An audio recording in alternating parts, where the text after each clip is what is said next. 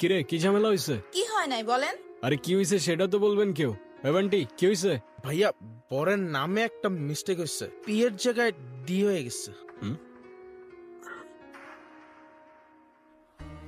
এই তোর বড় ঝামেলা? হ্যাঁ এদিকে আউট অফ কন্ট্রোল সিচুয়েশন।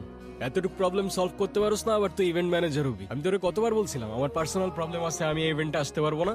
হ্যাঁ তাও আমার কেন আসতে হইলো, তাও আবার এই সিলি ম্যাটারে? হ্যাঁ সরি, অনেক স্ট্রেসের মধ্যে ছিলাম তো, তাই ঝামেলা হয়ে গেছে। আচ্ছা ঠিক আছে। ভাইয়া আমাদের কয়টা ছবি তুলে দেন তো। ক্যামেরা। এটা একটা ছবি হলো, এর থেকে তো আমার আইফোনের ছবি ভালো আসে।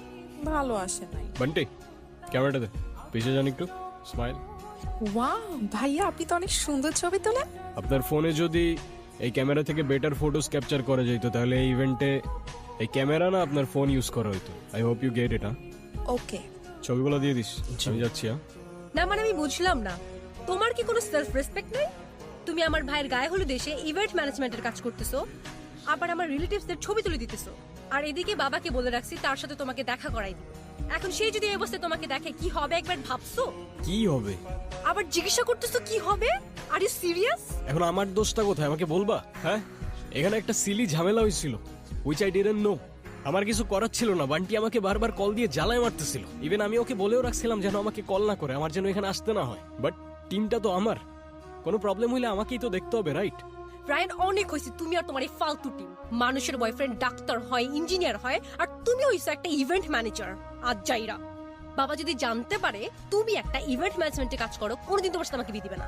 এখন আমি তো এইটাই করি, it is what it is. কি করবো আমি এটার ব্যাপারে? তোমার কিচ্ছু করা লাগবে না, তুমি তাকিয়ে তাকিয়ে দেখো আর অন্য আরেকজন এসে আমাকে বিয়ে করে নিয়ে যাক, তখন এসে ছবি তুলি। এই তোমার কি আমার এক্সপেরিয়েন্স সম্পর্কে কোনো ধারণা নেই? এই কাজ করে তুমি আমাকে হ্যাপি রাখতে পারবা? এখন তোমার এই কথাগুলোর কি উত্তর দিব আমি তো জানি না। আমি যতদূর জানি ভালো থাকতে খুব বেশি কিছু তো লাগে না। পকেটে 2 বেলার খাবার, বাসা ভাড়ার খরচটা, আর পাশে ভালোবাসার মানুষটা থাকলেই তো এনাফ হবার কথা না? এই তোমার এসব ইনস্টাগ্রামের রিলসের ডায়লগ আমাকে শোনায় না। গত 2 বছর একই কথা বলে আসতেছে। বাবা অলরেডি আমার জন্য একটা ছেলে ঠিক করে রাখছে, আর তার বাবা অনেক rich. As soon as possible তুমি যদি ভালো একটা জব আর বিজনেস না করতে পারো, আমার কোনো কিছু করা থাকবে না। বাবার পছন্দ করা ছেলেকে আমি বিয়ে করে ফেলবো। আরে আমাকে একটু টাইম তো দাও না, মাত্রই তো বিজনেসটা স্টার্ট করলাম, একটু ওয়েট করো। এরপর যদি ভালো কোনো রেজাল্ট না আসে, দরকার হয় আমি প্রফেশন সুইচ করে ফেলবো, আই প্রমিস। বিজনেস? এটা কোনো বিজনেস হইলো? কয় টাকা আসে এটা থেকে বলবা? এই তুই এখানে কি করছিস? কত কাজ পড়ে আছে ওখানে। এই তো মা আসছি, তুমি যাও। আন্টি আসসালামু আলাইকুম।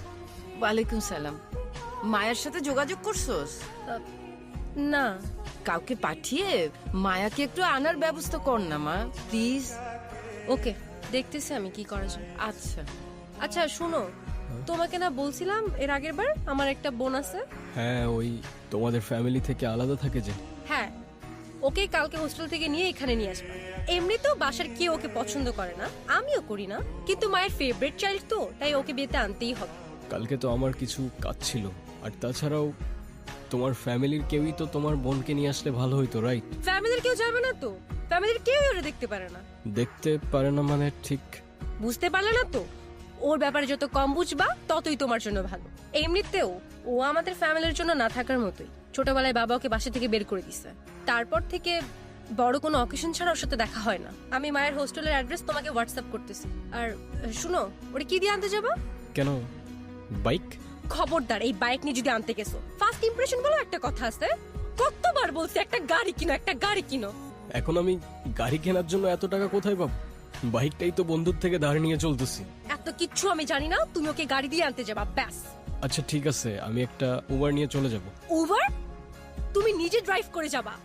ও যদি জানতে পারে তুমি উবার নিয়ে গেছো, আমার মান সম্মান থাকবে? এখন উবার ছাড়া আমি গাড়ি কোথায় পাবো? কোথায় বাবা মানে? ম্যানেজ করো। উফ, কেন যে আমি তোমার ভালোবাসতে গেছিলাম? বাবার পছন্দ করা ছেলের বিয়ে করলেই ভালো হইতো। বাবা! হ্যাঁ দোষ, হ্যাঁ কিরে, কি অবস্থা তোর এখন? ওই যে দেখে গেছিলি তেমনই আছি রে ভাই। তুই আমার পুত্রবন্ধু, সে কল দিয়ে খোঁজ নিলি।